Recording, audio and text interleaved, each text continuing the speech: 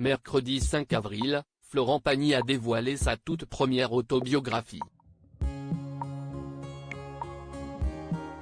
Le chanteur et ancien coach de The Voice a notamment raconté une amusante anecdote sur le grand moment de solitude de Vianney qui a voulu chanter avec le public sur le plateau, sans grand succès.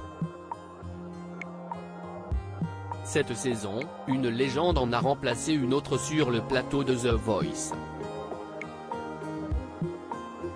Zazie a en effet débarqué dans le jury pour remplacer au pied levé Florent Pagny, qui se bat toujours contre un cancer du poumon.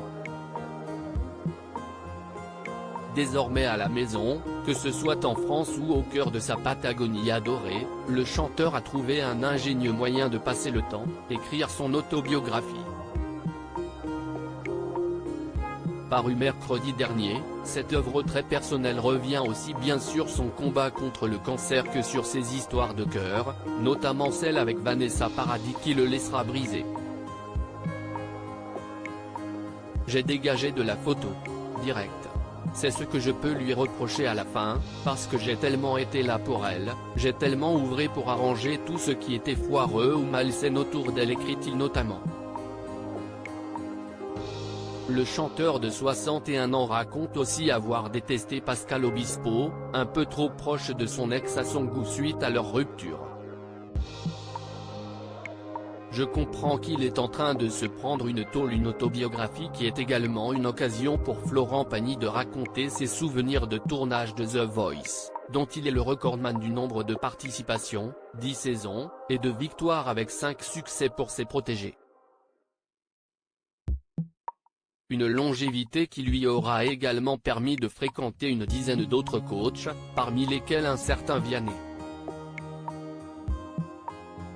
S'il n'est pas passé loin d'une lourde chute devant son collègue lors de sa dernière saison, si est pourtant le jeune chanteur qui a connu un grand moment de solitude sur le tournage, je suis un M52 et je vois comment le public réagit.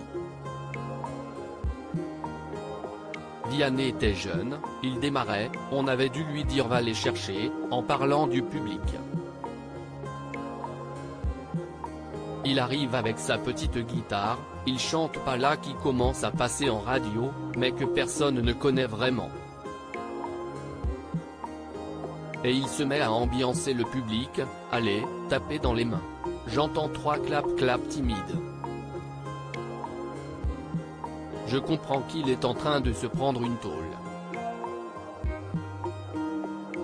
Il sort de scène, flippé, se souvient le chanteur, qui lui donnera quelques conseils pour ne pas rencontrer de nouveau une situation aussi gênante, ne va pas les chercher, ne leur demande pas de taper dans les mains. Ou alors un peu plus tard, quand seront venus à toi.